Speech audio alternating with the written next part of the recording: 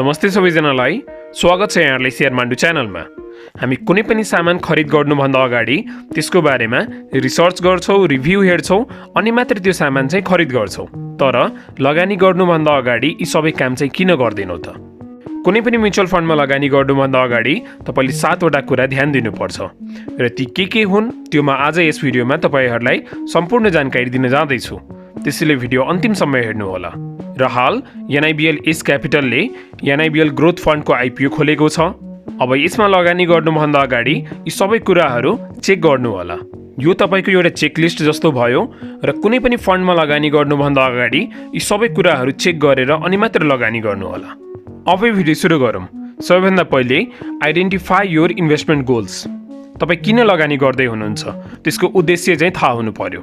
यही तपाईको लगानीको उद्देश्य एउटा राम्रो घर अथवा राम्रो कार त्यस्तै रिटायरमेन्ट प्लानिङ छ भने तब तपाईले इक्विटी अथवा ब्यालेन्स फन्डमा लगानी गर्न सक्नुहुन्छ। यही तपाईको लगानीको उद्देश्य फिक्स्ड इन्कम अथवा रेगुलर इन्कम छ भने तब तपाईले डेट म्युचुअल फन्डमा लगानी गर्न सक्नुहुन्छ। र अर्को कुरा हामीले टाइम होराइजन हेर्नुपर्छ। म्युचुअल फन्डको समय अवधि कति वर्षको छ त्यसले पनि प्रतिफलमा प्रभाव पार्न सक्छ। छोटो समय अवधि भएको म्युचुअल फन्डले आफ्नो इकाइ धनीहरूलाई राम्रो प्रतिफल दिन पनि सक्छ वा नदिनै सक्छ, किनभने त्यो फन्डले कुन बेला बजार प्रवेश गरेको छ त्यसले फरक पार्न सक्छ। अब त्यो फन्ड बियरी साइकलमा बजार इन्टर गरेको छ भने जेनरली तपाईको बियरी साइकल 3 देखि 4 वर्षको हुन्छ, जसले गर्दा त्यो फन्ड पुरै बियरी साइकलमा पर्यो र 5 वर्षभित्रमा त्यो फन्डले आफ्ना इकाइ धनीहरूलाई त्यति राम्रो प्रतिफल चाहिँ दिन सक्दैन। जुन कि एउटा 5 वर्षभन्दा बढी समय अवधि भएको म्युचुअल फन्डले मजाले बुल साइकल र बियरी साइकल चाहिँ इन्जोय गर्न सक्छ। NIBL ग्रोथ फन्डको समय अवधि 10 वर्षको छ, जसले गर्दा यो फन्डले मजाले बियरी साइकल र बुली साइकल चाहिँ इन्जोय गर्न सक्छ। अब एउटा बुली साइकल मिस भए पनि यो फन्डले अर्को बुली साइकलमा राम्रो परफर्म गर्न सक्छ। र अर्को कुरा तपाईले फन्डमा लगानी गर्नुभन्दा अगाडि त्यो फन्डको नेचर चाहिँ हेर्नुपर्छ। त्यो कस्तो खालको फन्ड हो त्यो हेरेर मात्र लगानी गर्नुपर्छ। इक्विटी फन्ड, ब्यालेन्स फन्ड र डेट फन्ड हेरेर अनि मात्र लगानी गर्नु होला। यही तपाईले धेरै रिस्क लिनु छ र त्यो अनुसारको रिटर्न चाहियो भने तपाईले इक्विटी फन्डमा लगानी गर्न सक्नुहुन्छ। यही तपाईले फिक्स रिटर्न चाहियो भने तब तपाईले डेट म्युचुअल फन्डमा लगानी गर्न सक्नुहुन्छ। र तपाईले मोडरेट रिस्क भनेको बजार बढेको बेला पनि राम्रो रिटर्न दिने र घटेको बेला पनि हात खाली नगर्ने त्यो खालको तपाईले रिटर्न चाहियो भने तब तपाईले ब्यालेन्स फन्डमा लगानी गर्न सक्नुहुन्छ, किनभने यसमा रिस्क र रिटर्न दुवै मोडरेट हुन्छ। र NIBL ग्रोथ फन्ड पनि एउटा ब्यालेन्स फन्ड हो। यो फन्डमा लगानी गर्दाखेरि तपाईले बजार बढेको बेला राम्रो रिटर्न पाउनुभयो, साथै बजार घटेको बेला पनि मिनिमल रिटर्न पाउनुहुन्छ। त्यस्तै अर्को कुरा हामीले फन्डमा लगानी गर्नुभन्दा अगाडि त्यो फन्डको साइज हेर्नुपर्छ। त्यो फन्डको साइज चाहिँ कतिको छ। यदि फन्डसित धेरै पैसा छ भने त्यो फन्डसित धेरै इन्भेस्टमेन्ट एक्सपोजर पनि हुनेछ र त्यो अनुसार त्यो फन्डले लगानी गर्न पाउँछ। अब मानौ मसित जम्मा 10,000 रुपियाँ छ भने मैले त्यही अनुसार लगानी गर्न पाउँछु र त्यही अनुसार चाहिँ रिटर्न पनि जेनेरेट गर्न पाउँछु।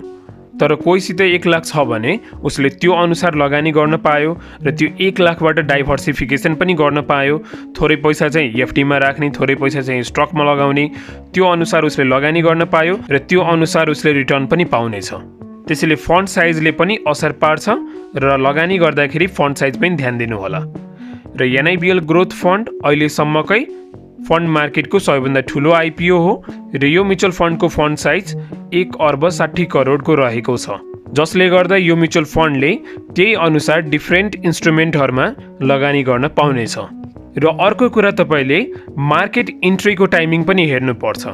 त्यो फन्ड चाहिँ कुन बेला बजार प्रवेश गर्दैछ त्यसले पनि असर पार्छ। यदि कुनै पनि फन्डले बुलिस रनमा बजार इन्टर गरेको छ भने त्यस्तो फन्डहरूको NFO तपाईले सुरुमै बाइ नगर्दा नै हुन्छ, किनभने बजार हाई लेभलमा त्यो फन्डले इन्टर गरेको हुन्छ र त्यो अनुसार अब यदि बजार घट्न थाल्यो भने त्यो फन्डको रिटर्न पनि अफेक्ट हुनेछ, जसले गर्दा त्यो फन्ड चाहिँ बजारमा इन्ट्री भइसकेपछि 6 महिना अथवा 1 वर्षसम्म त्यो फन्डको पर्फर्मेन्स हेर्ने अनि मात्र लगानी गर्ने। तर यदि कुनै पनि फन्ड तपाईको नेप्से लो लेभलमा भएको बेला चाहिँ बजार इन्टर गर्दैछ भने त्यस्तो फन्डमा तपाईले लगानी गर्न सक्नुहुन्छ। सो त्यस्तो फन्डले आफ्नो इकाइ धनीहरूलाई 6 महिना अथवा 1 वर्षमा राम्रै प्रतिफल दिन सक्छ। त्यस्तै अर्को कुरा तपाईले फन्ड स्पोन्सरमा को छ त्यो पनि हेर्नु पर्यो। म्युचुअल फन्डहरूको फन्ड स्पोन्सरमा धेरैजसो ब्याङ्क तथा वित्तीय संस्थाहरू नै रहने गर्छ र त्यो फन्ड स्पोन्सरको मार्केटमा रेपुटेसन कस्तो छ, साथै फन्ड स्पोन्सरको फाइनेन्सियलहरू के कस्तो छ त्यो पनि हेर्नु होला। र जहाँसम्म फन्ड स्पोन्सरले आफ्नो म्युचुअल फन्डमा सिड क्यापिटल इन्भेस्टमेन्ट गरेको हुन्छ, सो फन्ड स्पोन्सरले त्यो पैसा चाहिँ मेच्युरिटीमै निकाल्न पाउँछ, जसले गर्दा फन्ड स्पोन्सरले सबै कुरा हेरेर अनि मात्र आफ्नो म्युचुअल फन्डमा लगानी गरेको हुन्छ। र एनआइबिएल ग्रोथ फन्डको फन्ड स्पोन्सरमा नेपाल इन्भेस्टमेन्ट ब्याङ्क रहेको छ। नेपाल इन्भेस्टमेन्ट ब्याङ्क 35 वर्षभन्दा बढीदेखि सञ्चालनमा रहेको छ, साथै कम्पनीको फाइनेन्सियलहरू एकदम साउन्ड रहेको छ। र अर्को कुरा, तपाईँले फन्ड म्यानेजरको एक्सपिरियन्स र विगतका दिनमा ती फन्ड म्यानेजरले म्यानेज गरेका फन्डहरूको रिटर्न पनि एनालाइज गर्नु पर्यो। फन्ड म्यानेजरको काम कुनै पनि मर्चेन्ट ब्याङ्कले गर्न पाउँछ र यसमा न्युली इस्टाब्लिस मर्चेन्ट ब्याङ्कसित क्यापिटल मार्केटको त्यति राम्रो अनुभव चाहिँ नहुन नै सक्छ। यदि कुनै पनि fund manager DP, PMS, fund management, RTS र पिइभिसी जस्ता कार्यमा लामो समयदेखि आबद्ध छ भने त्यस्तो फन्ड म्यानेजरसित क्यापिटल मार्केटको अनुभव चाहिँ राम्रो हुन सक्छ। एनआइबिएल ग्रोथ फन्डको फन्ड म्यानेजरमा एनआइबिएल एस क्यापिटल रहेको छ र एनआइबिएल एस क्यापिटल फन्ड मार्केटको एउटा लिडिङ फन्ड म्यानेजरमा पर्दछ, किनभने यस म्युचुअल फन्डले योभन्दा पहिले 4 वटा म्युचुअल फन्ड चाहिँ म्यानेज गरिसकेको छ। सबैभन्दा पहिलो म्युचुअल फन्ड 7 वर्षको एनआइबिएल समृद्धि फन्ड 1 सफलतापूर्वक सञ्चालन गरेर आफ्नो इकाइ धनीहरूलाई रकम पनि फिर्ता गरिसकेको छ र यो फन्डले आफ्नो इकाइ धनीहरूलाई 7 वर्षको समय अवधिभित्रमा वार्षिक रूपमा 18% जतिको प्रतिफल दिन सफल रहेको थियो। त्यस्तै अर्को फन्ड चाहिँ नेपालकै पहिलो खुलामुखी सामूहिक लगानी कोष योजना अर्थात् एनआइबिएल सहभागिता फन्डले 3 वर्षको समय अवधिभित्रमा वार्षिक रूपमा 21% भन्दा बढी प्रतिफल दिन सफल भएको छ। र तेस्रो फन्ड एनआइबिएल प्रगति फन्डले अहिलेसम्ममा वार्षिक रूपमा 8% जतिको प्रतिफल दिन सफल भएको छ। अब यो चाहिँ एउटा प्योर इक्विटी फन्ड हो, जसले गर्दा यो फन्डले आफ्नो इकाइ धनीहरूलाई अरू फन्ड जतिको रिटर्न चाहिँ दिन सकेन। त्यस्तै एनआइबिएल समृद्धि फन्ड 2 चाहिँ अलि नयाँ फन्ड हो र एनआइबिएल प्रगति फन्ड र एनआइबिएल समृद्धि फन्ड 2 को समय अवधि अहिले बाँकी नै छ। त्यसैले गर्दा यो फन्ड म्यानेजरले म्यानेज गरेको 4 वटा म्युचुअल फन्डमध्ये 2 वटा म्युचुअल फन्डले आफ्नो इकाइ धनीहरूलाई राम्रै प्रतिफल दियो भने 2 वटा म्युचुअल फन्डको समय अवधि अझै बाँकी छ। त्यसैले कुनै पनि फन्डमा लगानी गर्नुभन्दा अगाडि यी सबै कुराहरू चेक गर्नुहोला अनि मात्र लगानी गर्नुहोला। र अहिले खुलेको एनआइबिएल ग्रोथ फन्डको आइपिओमा यी सबै कुराहरू मिट भइरहेको छ र त्यो अनुसार तपाईँले यसमा पनि लगानी गर्न सक्नुहुन्छ। अन्त्यसम्म हेरिदिनु भएकोमा धेरै धेरै धन्यवाद। हामीले प्रस्तुत गरेको जानकारी तपाईँले कस्तो लाग्यो आफ्नो प्रतिक्रिया दिन नबिर्सिनुहोला र यदि हाम्रो भिडियो मन परेमा कृपया लाइक गरिदिनु होला।